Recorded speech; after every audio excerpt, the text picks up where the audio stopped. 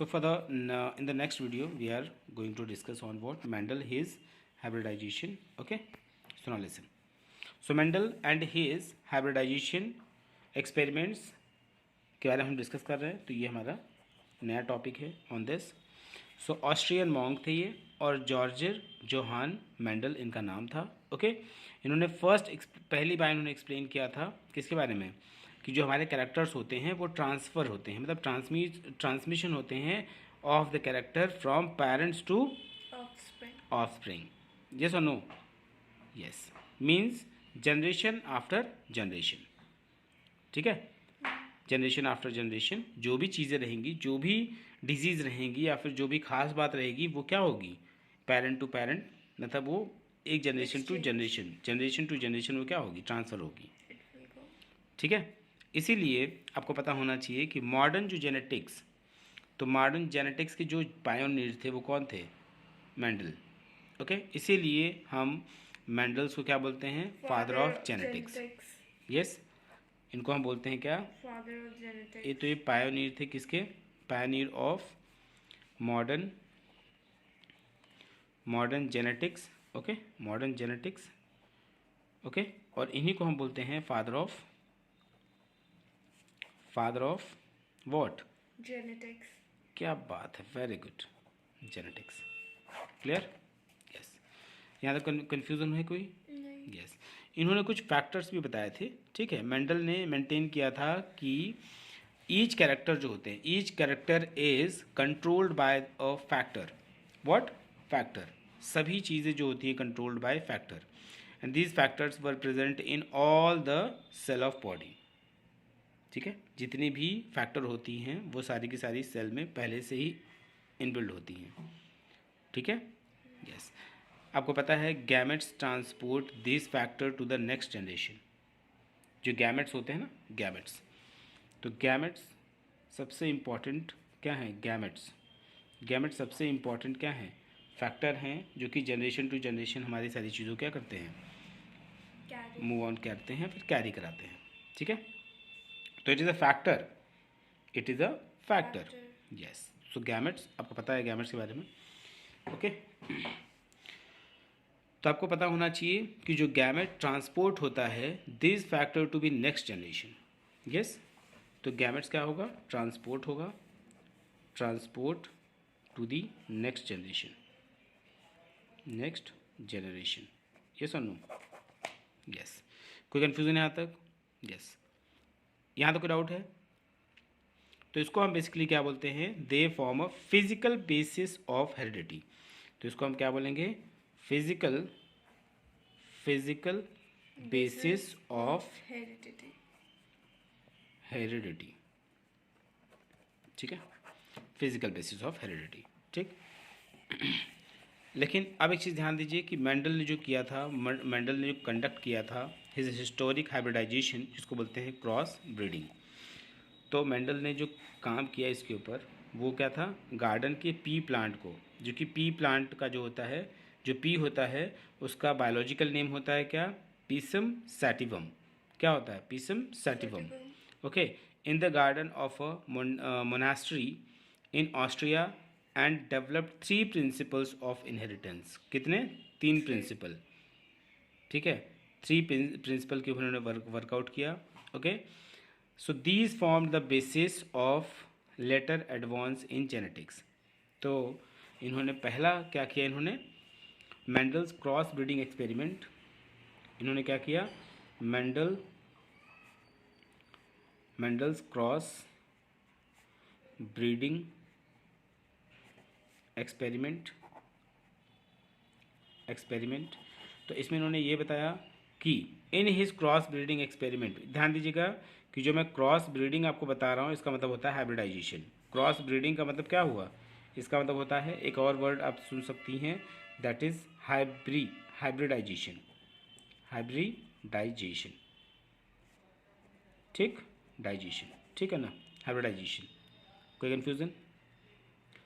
सो इन्होंने एक्सपेरिमेंट किया, लेकिन किसके ऊपर, क्रॉस ब्रीडिंग एक्सपेरिमेंट किया. लेकिन Mendel selected 7 pair of contrasting character in garden pea and which were related as dominant and recessive. Dominant मतलब होता है जो दिख जाए, डोमिनेंट का मतलब क्या होता है, जो दिख जाए। इन्होंने दो चीज़ें इसमें बताई। एक तो था क्या, डोमिनेंट। डोमिनेंट मतलब क्या होता है, जो आपके मदर एंड फादर का क्या हो, करेक्टर आपके अंदर दिखाई दे, तो अपीयर कर जाए, उसको बोलते हैं डोमिनेंट। और रिसेसिव मतलब क्या हो जाएगा, जो छिप जाए, जो नेक्स्ट जनरेशन में या फिर उसके नेक्स्ट जनरेशन में या होता है उसके नेक्स्ट जनरेशन में कहीं ना कहीं आपको कभी ना कभी दिखाई दे। ठीक है, हाँ, नहीं दिखाई दे, कभी ना कभी वो दिखाई जरूर देगा। डोमिनेंट का मतलब तो वो तो अभी दिख रहा है, लेकिन रिसेसिव का मतलब ये हुआ कि आने वाले फ्यूचर जनरेशन में वो दिखेगा ही दिखेगा। ठीक है, यस। तो दूसरा इन्होंने क्या बताया, रिसेसिव। यस और नो, रिसेसिव। इसका मतलब क्या होता है, ये सीन होता है, ये अनसीन होता है। ठीक है, समझ आएगा इसमें, यस। यहाँ तो कोई डाउट है। And he studied inheritance of one pair of contrasting character at a time, and he carried out experiment to second and third generation, second generation, third generation. ठीक है, he maintained the statistical record of all the experiment by counting all the seeds and grouping them on the basis of character that they represented। क्योंकि उनकी 1 year का plan होता है, 1 year के होते ही हैं वो, उनकी लाइफ स्पैन जो होती है वो 1 ईयर की होती है। उसके बाद वो फ्रूट्स में फॉर्म हो जाते हैं और वी आर ईट। ये सुनो, तो ये क्या था, मेंडल की क्रॉस ब्रीडिंग एक्सपेरिमेंट थी, जिसके लिए इन्होंने क्या किया, स्टैटिस्टिकल डेटा अपना फॉर्म किया, और उसके बाद में उन्होंने first generation, second generation, third generation में क्या क्या वेरिएशन आई, क्या क्या चेंजेस आई, वो सब चीज़ उन्होंने देखा। यस, और इन्होंने फर्स्ट में बताया कि मेंडल्स क्रॉस ब्रीडिंग एक्सपेरिमेंट, इन्होंने बताया कि कुछ चीज़ें होती हैं जो डोमिनेंट होती है, कुछ चीज़ें होती हैं जो रिसेसिव हो जाती हैं। हमारे फर्स्ट जनरेशन में कुछ चीज़ें रहेंगी, लेकिन वो सेकेंड जनरेशन में हमको देखने को नहीं मिलेगी। यस और नो, यस। अब आप ये देखिए कि टेक्निक ऑफ हाइब्रिडाइजेशन क्या होता है। Now listen, what technique of hybridisation.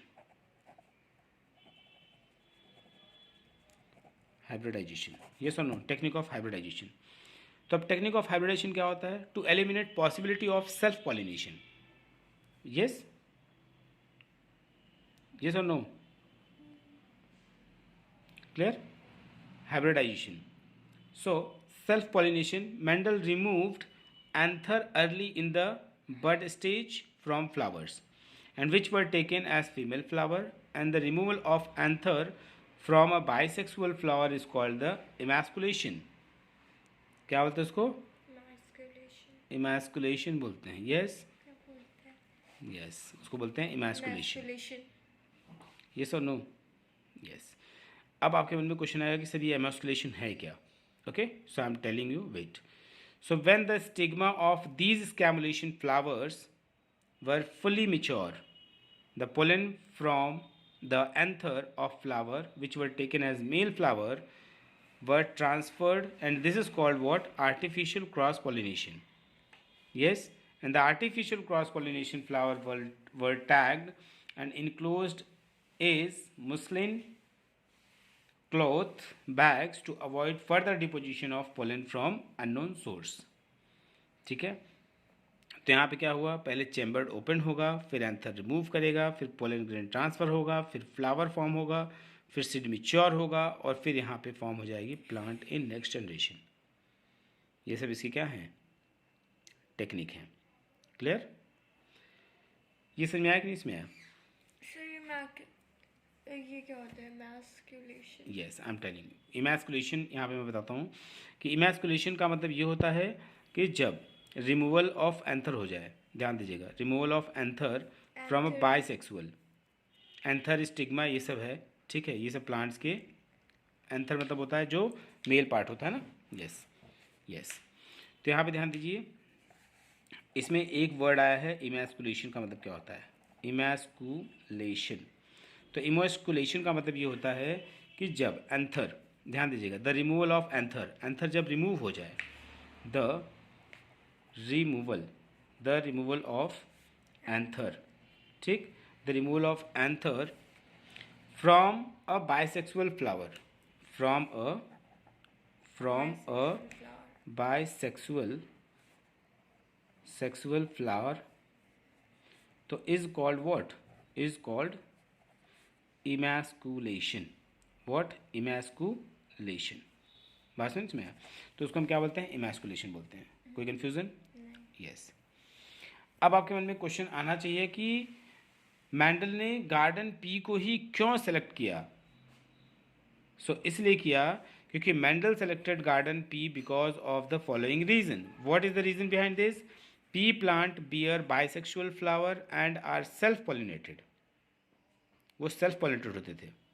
And the structure of pea flower does not permit cross pollination but ensure self pollination. Yes और नो? वो क्रॉस पॉलिनेशन को परमिट नहीं करते थे बट सेल्फ पॉलिनेशन हो जाते वहाँ पे. Clear? And being self-pollinated, pea plants are available in homozygous form.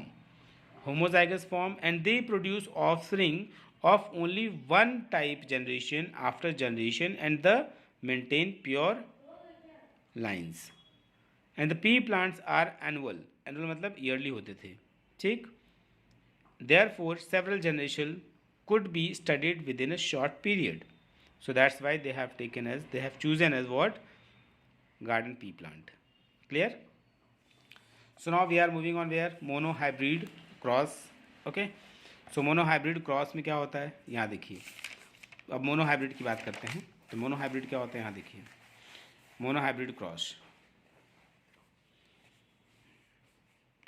ये मेंडल्स की है. monohybrid cross. तो monohybrid cross का मतलब क्या हुआ? यही से हमको पढ़ना है. और ठीक, तो मोनोहाइब्रिड क्रॉस मैंने आपको बता दिया. यहाँ पे मोनोहाइब्रिड क्रॉस का मतलब हो गया कि monohybrid cross is the study of inheritance of one pair of character. मतलब सिर्फ one pair of character and which is controlled by a single pair of gene.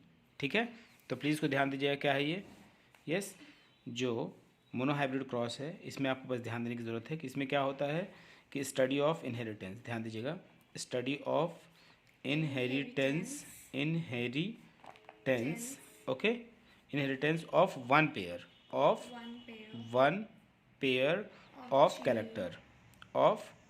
characters. Yes or no? One pair of characters. Yes or no? And which is controlled by a single pair of controlled by a single pair of what?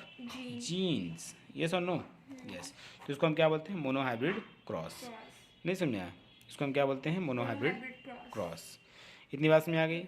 Yes. यहाँ तक doubt है?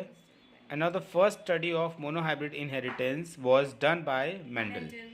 ठीक है, तो पहली बार इसको किसने किया था? मेंडल ने किया था.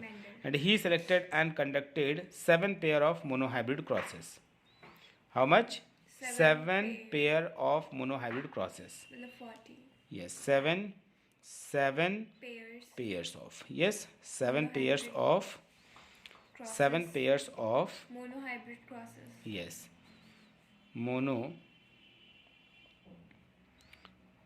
monohybrid crosses. Yes or no? Yes. तो मेंडल्स के मोनोहाइब्रिड क्रॉस एक्सपेरिमेंट में क्या है? प्लीज़ ध्यान दीजिए कि मेंडल सेलेक्टेड, ध्यान दीजिएगा, Mendel selected 2 set of pure breeding P plant with contrasting character for height and the tall plants were 183 centimetre और 6 feet in height while the dwarf or short plants were 30 centimeter and 1 foot tall. बस में. And he called the tall plants, जो tall plants था उसको उन्होंने बोल दिया homozygous tall, and जो डॉफ प्लांट था उसको बोल दिया उन्होंने होमोजाइगस डॉफ. बस में. तो ध्यान दीजिएगा यहाँ पे 2 कंडीशन फॉर्म हुई, जिसकी एक की हाइट क्या थी? एक की हाइट थी, ध्यान दीजिएगा, हाइट थी 183 सेंटीमीटर. यस और नो? 183 सेंटीमीटर और 6 फीट और 6 फीट. तो ये क्या हो गई? हाईएस्ट हो गई. तो जो हाईएस्ट थी, और यहाँ पे ध्यान दीजिएगा ये इसकी क्या है? हाइट है. ठीक. और दूसरा जो डॉफ प्लांट था ये क्या थी? Tall plant. ठीक है, टॉल. तो इसको हमने क्या बोल दिया? हमने इसको बोला कि होमोजाइगस क्या है? Homozygous tall. लेकिन जो दूसरी इन्होंने बनाई जिसकी थी 30 सेंटीमीटर जो हाइट थी, हाइट कितनी थी इसकी 30 सेंटीमीटर और 1 फीट, यस और नो। तो इन्होंने, ठीक है, तो इसको क्या बोलते हैं, इसको होमोजाइगस ड्वार्फ, इसको क्या बोलेंगे, यस होमोजाइगस ड्वार्फ, नहीं समझ में आया, यस होमोजाइगस ड्वार्फ बोलेंगे। कोई कन्फ्यूज़न, यस और नो, कोई कन्फ्यूज़न है यहाँ पे? फिर आगे बढ़ते हैं, फिर यहाँ पे ध्यान दीजिएगा वेट, फिर यहाँ पे है कि these plants are called what, parental generation, ठीक है, इसी यही सब जो टाइप्स हैं इसको हम क्या बोलते हैं, parental generation and represented as P, yes, हाँ इसको बोलते हैं पेरेंटल जनरेशन, पेरेंटल जनरेशन बोलते हैं इसको, जनरेशन, और it is denoted by P, नहीं इसमें है, यस, कोई कंफ्यूजन? फिर मेंडल ने क्रॉस पॉलिनेटेड कराया these plants with the dwarf plant and the seed produced by cross pollination, these P generation plant were collected and grown to produce hybrid plant, नहीं इसमें है, तो यहाँ पे क्या मिला, हाइब्रिड प्लांट मिला। मतलब जैसे मान लीजिए मैंने एक कैपिटल टी लिया और एक स्मॉल टी लिया, इन दोनों को मैंने फिर से क्या कराया, क्रॉस कराया, तो यहाँ पे इन जो यहाँ पे क्या मिलेगा, टी और स्मॉल टी मिलेगा, तो इसको हम बोलेंगे हाइब्रिड, क्या बोलेंगे, हाइब्रिड मिला, ठीक है, हाइब्रिड मिला है, हाइब्रिड, इसको हम बोलेंगे हाइब्रिड प्लांट मिल गया है, बात समझ में आया, yes. And these belong to first generation, first generation मतलब होता है फर्स्ट, ये क्या मिला आपका, फर्स्ट जनरेशन, यस, इसको हम क्या बोलते हैं, F1, F1 मतलब होता है फिलाइल, फिलल, इसको बोलते हैं फिलियल जनरेशन। F1 का मतलब क्या होता है, F1 जनरेशन का मतलब क्या हुआ, फिलियल जनरेशन, बात में इसमें, yes. And filial generation all the plants F1 generation were toll, क्योंकि यहाँ पे क्या होगा, जो डोमिनेंट करेगा वो टॉल करेगा, ठीक, और यहाँ पे रिसेसिव कौन हो जाएगा, ड्वार्फ, बात समझ में, यस। यहाँ तो कोई डाउट है, यस। और चीज़ ध्यान दीजिएगा कि जो F1 जनरेशन होंगे, प्लांट ऑफ F1 जो जनरेशन होगा were allowed to self pollinated, जो F1 जनरेशन होगा, ध्यान दीजिएगा, जो F1 जनरेशन होगा, F1 जनरेशन जो होगा वो क्या करेगा, सेल्फ पॉलिनेट करेगा, क्या करेगा वो, सेल्फ पॉलिनेट, नहीं इसमें है, सेल्फ पॉलिनेट करेगा, क्लियर, यस और no. And seed were collected, the plant raised from the seed obtain from F1 plant belong to second filial generation, जिसको बोलते हैं F2 जनरेशन। अब F1, अगर F1 क्या हो रहा है यहाँ पे, F1 प्लांट बिलोंग कर रहा है सेकेंड फिलाइल जनरेशन, तो अब क्या करेगा, F1 से ही क्या मिल रहा है हमको, दूसरा F2 जनरेशन, ठीक है, तो ये होगा क्या, जनरेशन 2, यस, इसको सेकेंड फिलियल जनरेशन बोलेंगे, सेकेंड फिलियल जनरेशन, बात समझ में, यस। एंड मॉडल ने यही सब चीज़ों को क्या किया, नोटेट किया, noted that 75% plants of F2 generation were tall and 25% were dwarf, तो 100% तो मिलना ही चाहिए, तो 100% में से जब इन्होंने देखा तो 100 में देखा तो इन्होंने 75% जो था और 25% जो था, इसमें 75% जो था वो क्या था, टॉल था, और 25% जो था वो क्या था, ड्वार्फ था, नहीं इसमें आया, यस। इसका मतलब क्या हुआ, 75 और 25 है, तो 3:1 का रेशियो मिला, नहीं इसमें आया, 3:1 का रेशियो होगा कि नहीं होगा, यस, तो 3:1 का रेशियो मिला, मीन्स हम बोल सकते हैं कि जो F2 जनरेशन है, the tall and dwarf plant were produced in 3:1 ratio, नहीं इसमें आया, कोई कन्फ्यूजन, क्योंकि 75 है और 25 है, जब रेशियो निकालेंगे तो 3:1 का ही आएगा, यस। अब हम चलते हैं F3 जनरेशन पे, अब ध्यान दीजिएगा कि Mendel raised F3 generation from F2 plant, अब ध्यान दीजिएगा, अब F1 आपने देखा, F1 से F2 मिला है ना, F2 से अब क्या मिलेगा, F3 मिलेगा, यस। तो F3 जो है वो क्या है, थर्ड फिलेल जनरेशन, ठीक है। इसमें क्या हुआ, ये भी सेल्फ पॉलिनेटेड होंगे and found that the dwarf plant of F2 generation produced only dwarf plant on self pollination. Of the F2 tall plants, only 25% were pure tall and produced tall plants, and the remaining 50% of the tall plants on self-pollination produced tall and dwarf both. It means कितना होगा 3:1 ratio, क्योंकि 25%, 25 and 75%. Okay, so Mendel repeated similar experiment with other character such as flower color, seed color and seed coat. Okay, F3 समझ नहीं आया. F3 में भी इन्होंने क्या किया, जैसे मान लीजिए F3 जनरेशन में क्या हुआ, जैसे यहाँ देखिए F3 जनरेशन हुआ, ये क्या हुआ, थर्ड फिलहाल जनरेशन हुआ इसमें. तो F3 यहाँ पे क्या था, कैपिटल T स्मॉल t था. यहाँ पे आएगा तो क्या होगा, जब इनका वो होगा, जब इनको थर्ड जनरेशन मिलेगा जब इनको, तो क्या होगा इसमें, इस थर्ड जनरेशन में इनको मिलेगा कि यहाँ पे ध्यान दीजिए, यहाँ भी 75%, और अब ये दो पार्ट में डिवाइड हो गया है, 75 और 25% में तो पहले ही F2 में डिवाइड हो गया है, लेकिन अब इसमें भी डिवाइडेशन होगा 75% में भी और 25% में भी. लेकिन ये तो श्योर हो गया कि 25% जो है वो क्या करेगा, ड्वार्फ ही प्योरली निकालेगा. लेकिन यहाँ पे एक कन्फ्यूज़न हो सकता है कि यहाँ पे क्या मिलेगा, टॉल भी मिलेगा और ड्वार्फ मिलेगा.